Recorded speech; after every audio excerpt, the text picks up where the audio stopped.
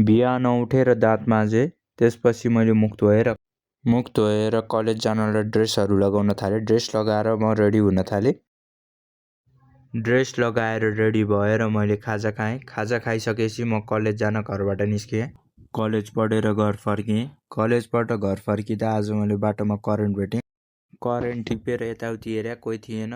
त्यसैले आज प्री वर्कआउटको लागि करेन्ट भयो भन्दै खुसी हुँदै म घर गएँ। आज मेरो आर्मको एक्सर्साइज थियो, त्यसैले 10 मिनट आर्मको वार्मअप गरेँ। त्यसपछि म ट्राइसेप्सको एक्सर्साइज हान्न गएँ र आधी घन्टा ट्राइसेप्सको एक्सर्साइज हानेँ। 2-3टा ट्राइसेप्सको एक्सर्साइज सकेपछि बाइसेप्सको हाल्न थालेँ। बाइसेपको आज आधी घन्टा एक्सर्साइज गऱ्यौँ र 4टा जति एक्सर्साइज गऱ्यौँ। त्यसपछि मेरो बाइसेप र ट्राइसेप दुइटै पम्प भइसकेको थियो। आज जिममा नयाँ भाइ आएको रहेछ। भाइलाई ज्यान किन बनाउने भनेर सोद्धाखेरि भाइको 3 वर्षको रिलेसनसिप रहेछ, उसले छोडेर गइसक्यो उसलाई, त्यसै कारणले भाइ ज्यान बनाउन भनेर जिम आएको रहेछ। यो कुरा सुनिसकेपछि हामी सबैजना इमोसनल भयो। त्यसपछि म घर फर्किएँ र घर जाँदा मैले प्री वर्कआउटको लागि केरा किनेँ। घर गएँ र त्यसपछि मैले खाजा खाएँ।